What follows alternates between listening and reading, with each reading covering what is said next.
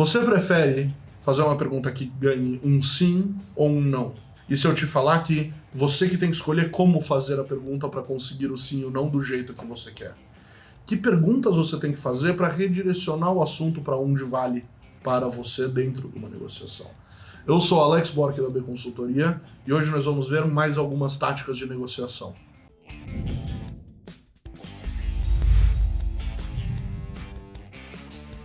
Nós já falamos da base de negociação e a primeira parte de táticas de negociação. Ambos os vídeos estão no link da descrição embaixo, então desce lá, dá uma olhada, vê os dois vídeos, depois vamos para esse.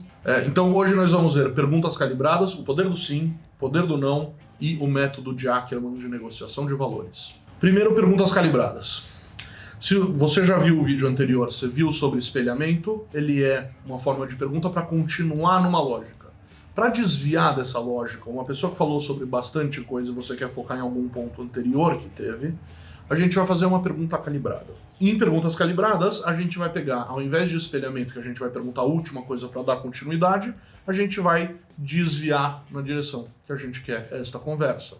Ela é uma coisa sutil, delicada, e através de uma pergunta simples, a gente consegue fazer com que volte para uma coisa que foi dita no meio, que poderia ser interessante para a gente, ou que a gente quer desenvolver, ou só para colocar discretamente uma ideia na mesa para continuar a conversa neste novo rumo.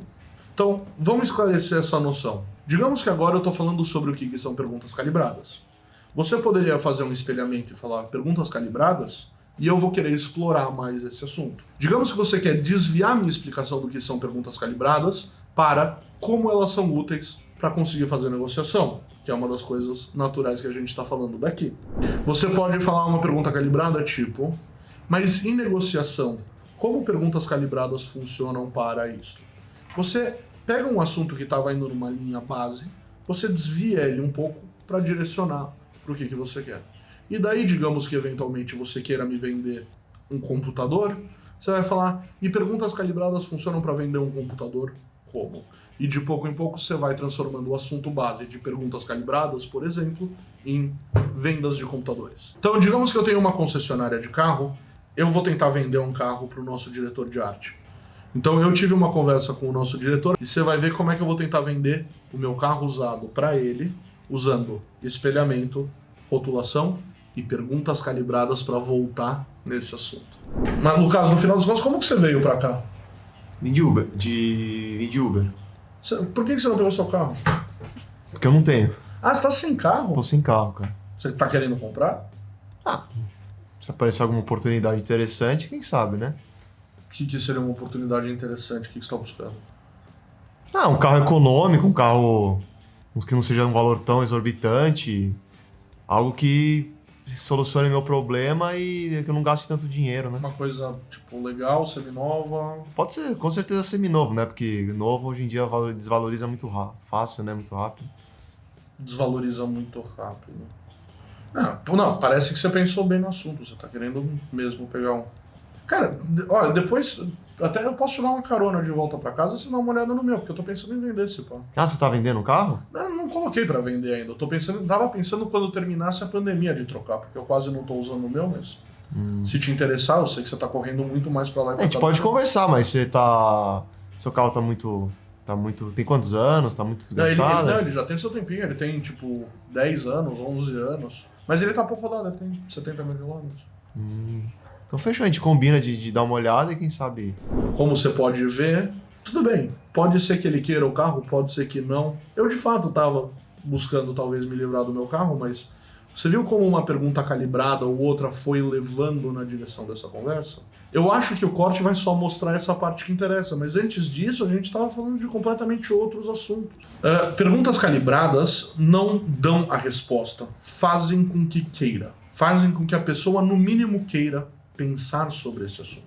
Alguém vem na rua pra você, falando, tem isso.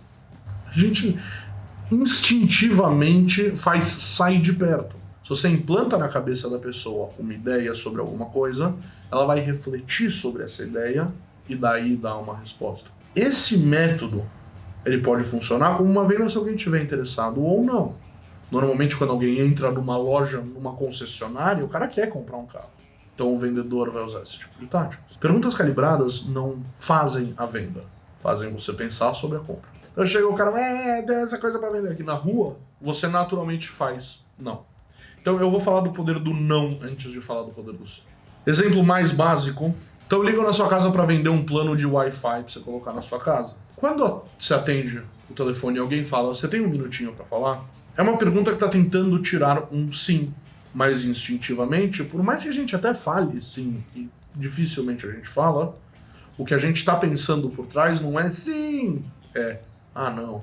Uma pergunta como não, com a resposta de não, pode ser muito mais tranquila. E tirar um não de alguém é muito mais fácil do que tirar um sim. Que tal se a gente invertesse a pergunta? E ao invés de você ter um minutinho para falar sobre esse assunto, a gente perguntasse, seria absurdo você considerar trocar o plano de Wi-Fi que você tem na sua casa? Absurdo não seria? Naturalmente a pessoa tende a falar, não, absurdo não é. Ou que tal, você é contra pegar uma boa oportunidade no plano de Wi-Fi na sua casa? Contra eu não sou. Quando a gente está começando e você está numa situação um pouco que hostil quase, tirar um não de alguém é muito mais fácil do que tirar um sim. O poder do sim está em outra história. O poder do sim, por outro lado, ele é uma jogada de dar iniciativa numa pessoa a eventualmente topar qualquer negociação. E convenhamos, tudo é uma negociação. Existe uma prática famosa que se as últimas 3 respostas de uma pessoa foram sim, a chance dela falar sim para a 4ª é muito, muito grande. Então depois que você usou o poder do não, se necessário, para tirar 1 ou 2 nãos que facilitem a sua vida, você pode fazer uma pergunta cuja resposta é obviamente sim, e começar tirando 3 respostas deste gênero. A ideia é quaisquer 3 perguntas, desde que elas façam sentido e no pior cenário não faça sentido, e daí você redireciona de volta, que deem sim. Você continua buscando respostas que tragam sim. E eventualmente, na hora de falar, então vamos fazer assim, a chance de sim é muito maior. Como você pode ver, táticas de negociação são instrumentos que facilitam verbalmente essa negociação. A gente poderia falar de coisas que facilitam numericamente uma negociação, por exemplo, o método de Ackermann. Mas também você pode pesquisar ele por conta própria, desenvolver essa ideia, criar até seus próprios métodos. A maioria dos vendedores que trabalharam como vendedores por muitos anos tem os próprios métodos. A questão sempre volta na base de empatia, ceder e cooperar. Bom, nas próximas semanas a gente vai mudar um pouquinho de assunto, não vamos mais falar de negociação, pelo menos por hora, se bem que tudo é. E a gente vai falar de modelos gamificados dentro de setores comerciais, cada setor, o que cada diretor de fato tem que fazer dentro de uma empresa. Aproveita, se inscreve que você vai curtir muito do que vier pela frente. E se você curtiu já esse vídeo, curte ele também. Obrigado e nos vemos próxima semana.